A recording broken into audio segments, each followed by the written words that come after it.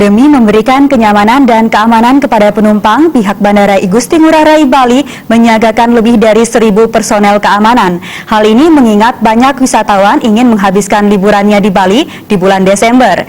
Pihak pengelola bandara juga berupaya memberi pengalaman baru bagi para penumpang domestik dan internasional guna lebih meningkatkan kunjungan wisatawan ke Pulau Dewata.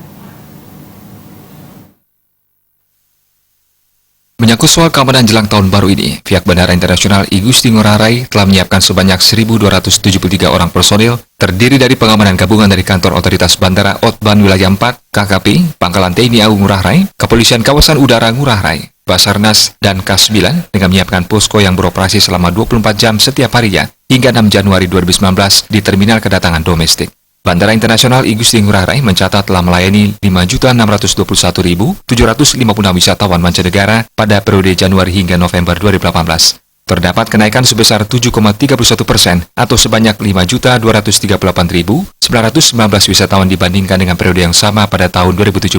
Meningkatkan pelayanan prima serta pengalaman baru bagi para wisatawan. Pengelola bandara juga mengumumkan pemenang event makan, belanja, dan terbang berhadiah paket liburan ke Bali bagi penumpang bertransaksi pembelian di gerai komersial terminal domestik dan terminal internasional. Ko-GM Komersial Rahadian D. Yugisworo mengatakan, sebagai pintu gerbang masuk menuju Pulau Bali yang merupakan destinasi primadona bagi para wisatawan lokal serta mancanegara, selalu berkomitmen untuk memberikan pelayanan prima bagi wisatawan termasuk keamanan. Bagaimana airport ini menjadi bagian dari telling story perjalanan wisata pengguna jasa. Karena dunia bisnis aviasi dan airport-airport di dunia itu sekarang udah macam-macam untuk bagaimana dia membuat atraktif di sebuah bandara. Jadi bandara tidak lagi sebagai hanya sekedar naik turunnya penumpang, pesawat, dan barang, tapi bagaimana airport menjadi bagian daripada telling story pengguna jasa.